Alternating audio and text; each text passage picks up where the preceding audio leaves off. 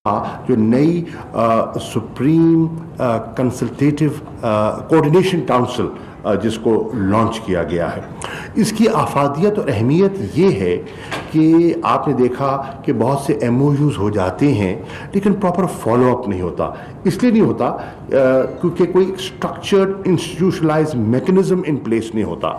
तो ये आपको जानकर खुशी होगी कि पहली मर्तबा हुआ है कि सऊदी अरब ने GCC मुल्क से अलावा, ये पहला मुल्क है पाकिस्तान जिसके साथ उन्होंने इस किस्म का मैकेनिज़्म इन प्लेस किया है। और इससे ज़ाहिर होता है कि इनकी सीरियसनेस कितनी है, इनकी संजीदगी कितनी है और किस तरीके से ये इन जो MOUs जो साइन हुए हैं उनको अमली जामा पहनाना चाहते हैं। अल्हम्दुलिल्लाह कल 7 MOUs हमारे साइन हो चुके हैं और बहुत से MOUs हैं जो हमारे पाइपलाइन में हैं और इंशाल्लाह वो भी जैसे अपनी हातमी शक्ल अख्तियार करेंगे उन्हें भी साइन आइंदा की नशिस्त में कर लिया जाएगा। अब उसका निचोड़ ये है कि उन MOUs से टू बिगिन विद, और जैसे कॉन्फ्रेंस ने कहा फेज़ 1 में 20 अरब डॉलर की इन्वेस्टमेंट जो है वो पाकिस्तान में आ रही है।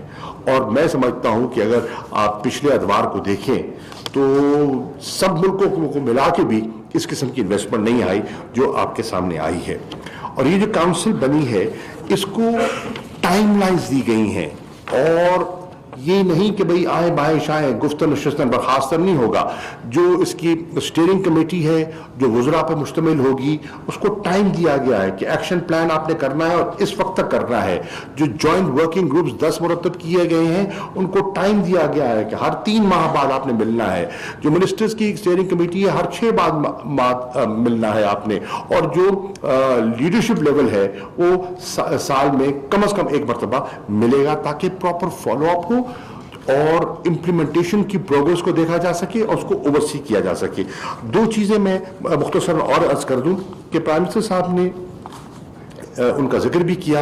और एक जो खुशाइन बात है, दरीना मुतालबा था हमारे पाकिस्तानियों का कि जी वीज़ा फ़ीस पर नज़रसानी होनी चाहिए। अल्हम्दुलिल्लाह वो नज़रसानी हो चुकी है, नोटिफिकेशन आ चुका है और उनको रिवाइज कर दिया गया है नीचे की तरफ, लोगों को सहूलत पैदा करने के लिए, आसानी पैदा करने के लिए और फैसिलिटेट करने के लिए, ईज़ ऑफ बिजनेस के लिए। और इसी तरह कल वज़ीर आज़म ने जो हमारे हाजी हैं जो हज के लिए जाते हैं उनकी आसानी के लिए इमिग्रेशन की फैसिलिटेशन के लिए दरख्वास्त की है। और फिर जो हमारे कैदी हैं सऊदी अरब में, हमारे प्रिजनर्स जो हैं उनके लिए भी उन्होंने दरख्वास्त की है और उम्मीद करते हैं कि इंशाअल्लाह उस पर भी वो हौसला अफजा हमें जवाब मिलेगा। तो मैं अपनी बात को मुख्तसर करता हूं क्योंकि टाइम थोड़ा है और आपने भी बात करनी है, फिर आपके सवालात भी होंगे। Thank you. Now I would request His Excellency Adil Al-Jubair, the Minister of State for Foreign Affairs of Saudi Arabia, for his statement. Thank you. Do you want it in English or Arabic? It's up to you. Read. English? Yeah, I think English will be okay. Okay, great. Thank you very much, Your Excellency.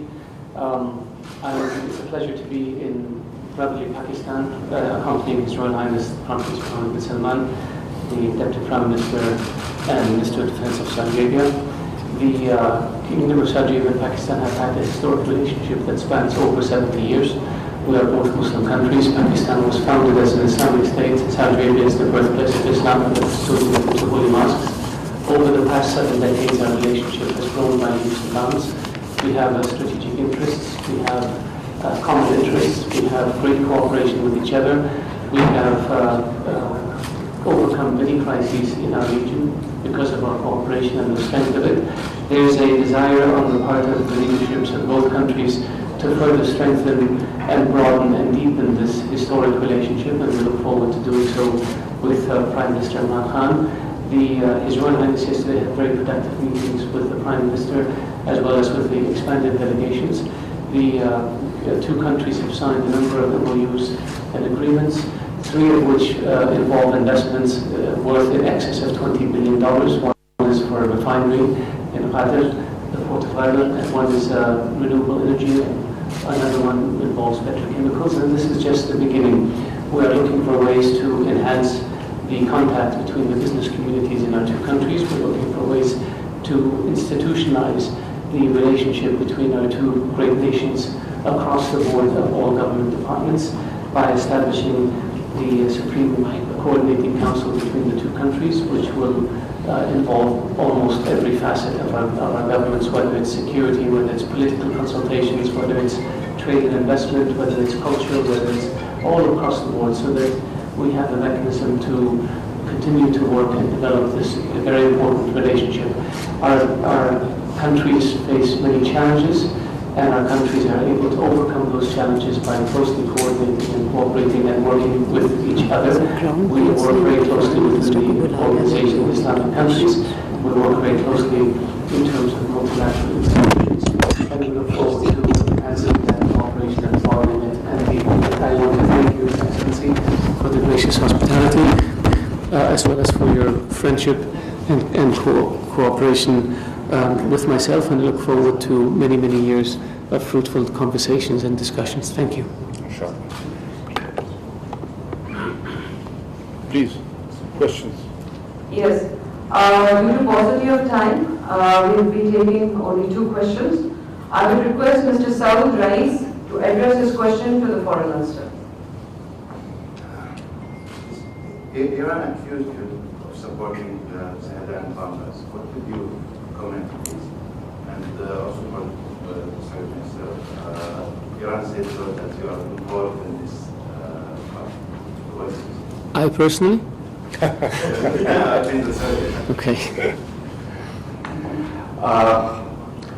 I had a word with the Iranian Foreign Minister yesterday, and I assured him that Pakistan was very upset at the incident, the tragic incident that took place. As a policy, we've never condoned such activity. We have rejected and we have always condemned such activity. Iran is our neighbor. We would not want to cause any problem for them. We respect their sovereignty and their territorial integrity, and I'm sure they respect ours. So if there are issues, we can discuss them. If they have evidence, they can share it with us, and we'll be helpful. We have been dealing with these situations in the past. We have cooperated with each other to overcome these difficulties, and we will do so in the future as well. I think it's very strange coming from the Foreign Minister of the world's chief sponsor of him to accuse others of engaging in terrorist activities in Iran. Very, very strange. Iran has been, since the Iranian Revolution of 1979, the chief sponsor of terrorism. Iran established terrorist groups such as Hezbollah in Lebanon and the Houthis in Yemen. Iran has been implicated in terrorist attacks in South America, in Europe, in Saudi Arabia, in other places. Iran has been implicated in smuggling weapons and explosives to terrorist groups. Iran has been implicated in interfering in the affairs of other countries, and in providing weapons and training and safe passage for terrorist groups. Iran has been harboring virtually the board of directors of Al-Qaeda, including Osama bin Laden's son, since the events of 9/11. Iran has been facilitating the transport of terrorists across its territory, and so the last country in the world to accuse others of supporting terrorism is Iran. Saudi Arabia has been the victim of terrorism. We have been vigilant and we have been unmerciful in going after the terrorists and those who support them and condone them and finance them. We will continue to do so. We wish to eliminate the scourge of terrorism from the face of this planet, and we hope that every country in the world will do its utmost to do so. I believe that the Iranians are going through difficult problems. The Iranian regime is facing pressure from its own public, and so the Iranian regime is trying to deflect by trying to blame outsiders for the problems of आपको बताएंगे Saudi वज़ीर ख़ारजा आदिल उल जबैर और वज़ीर ख़ारजा पाकिस्तान शाह महमूद कुरैशी इस्लामाबाद में इस वक्त press conference कर रहे हैं और उनकी जानिब से ये कहा गया कि ये पहली मरतबा हुआ है कि पाकिस्तान और सऊदी अरब के माबैन एक कौंसिल का क़याम अमल में लाया गया है और अभी तक 7 MOUs साइन हो चुके हैं और अभी और MOUs भी साइन होने हैं। Not by my definition, but by the world's definition, would try to assign blame to others for problems in their own country. Mr. Naveed Siddiqui, Dawn News. Sir, I have a question from both from Mr. How will improving economic ties and cooperation help Pakistani diaspora in the Kingdom of Saudi Arabia, especially the Arab Gulf?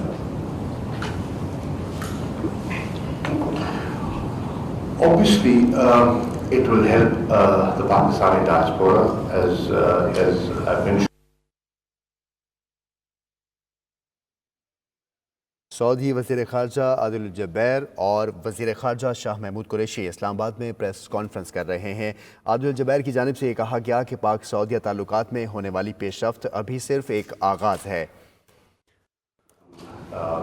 Seek a pardon for them, and then when these investments take place here and opportunities are created there, and Saudi Arabia is promoting tourism. Saudi Arabia is building new cities. They're going to be building new infrastructure.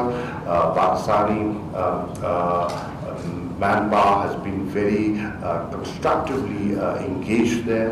They have been they have contributed to the socio-economic development of Saudi Arabia, and there will be new opportunities created, and we expect in those new opportunities that will be created that there will be more room for skilled and unskilled Pakistanis over there.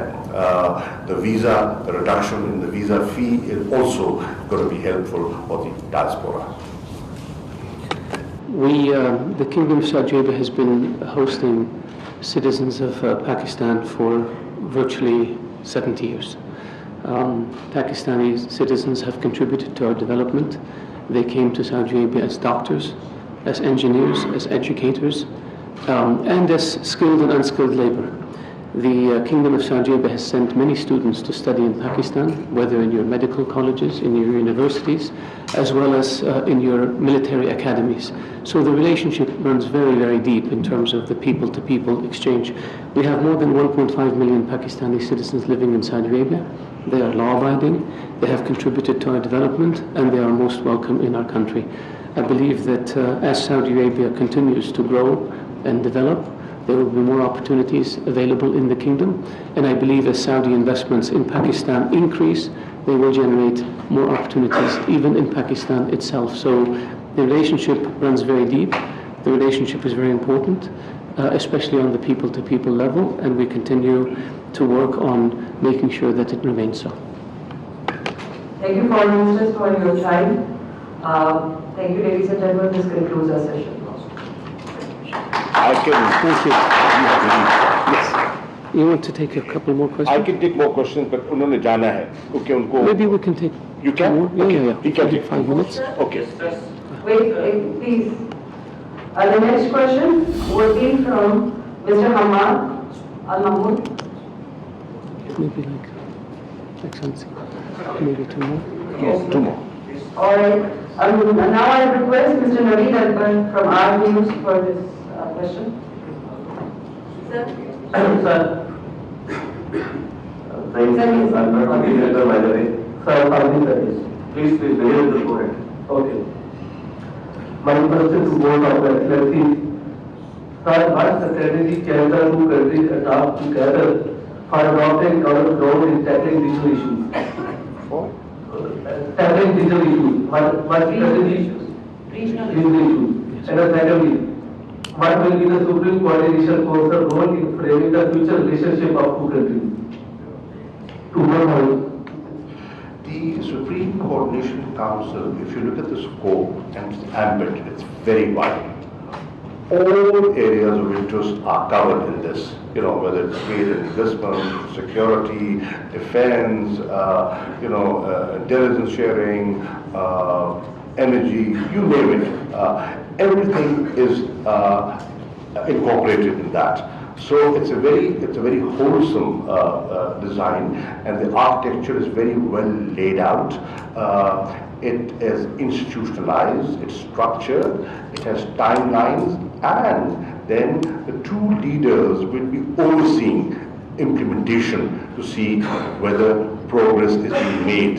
And there are glitches, we will overcome those glitches, from time to time. So it's a very comprehensive plan, mechanism that has been put in place, and inshallah, we hope this will deliver. We will deliver through this mechanism in fulfilling the vision of the two leaders. As far as the regional issues are concerned, Saudi Arabia and Pakistan have had commonality of views on a host of issues, and we have worked closely together in the past, and inshallah we will do so in the future as well. I think my brother, the foreign minister, covered everything exactly the same way I would cover it. So if I were to respond to the question, I would repeat exactly what he said. Yes. Anas? Malick?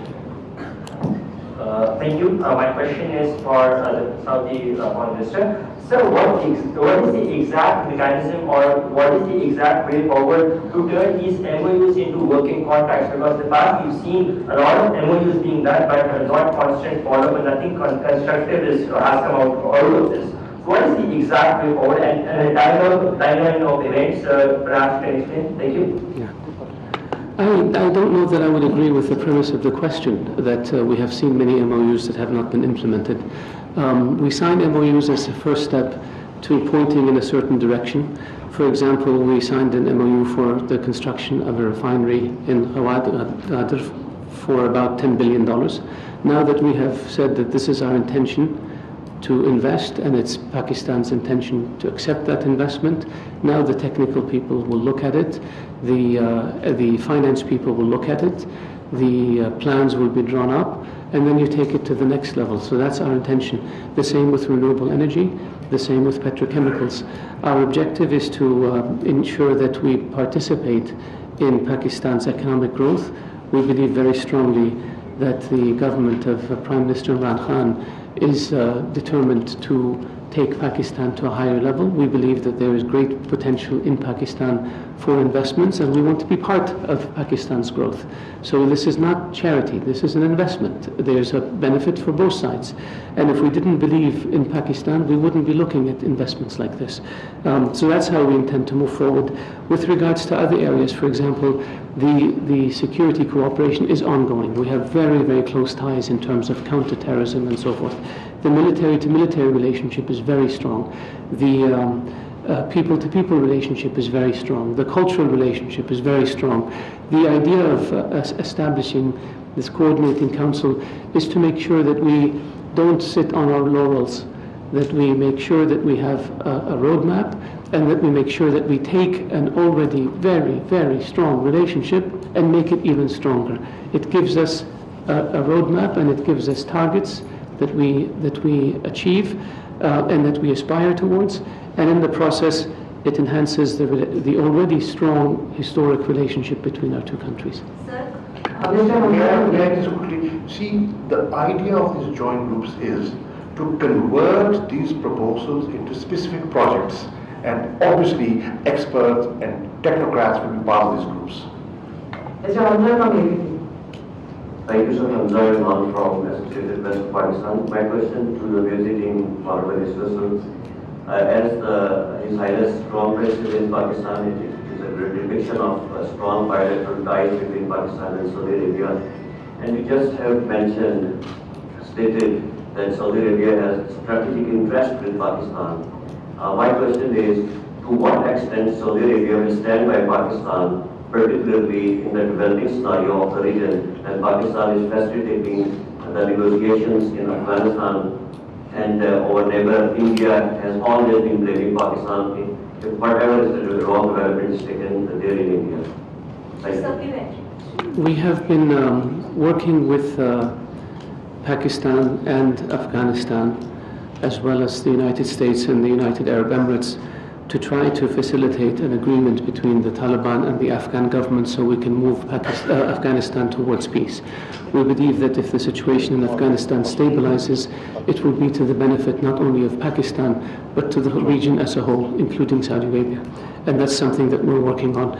With regards to the disputes between India and Pakistan, our objective is to try to de-escalate tensions between the two countries, neighboring countries, and to see if there's a path forward to resolving those differences peacefully.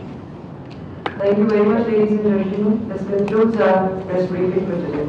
Thank you. Thank you. Saudi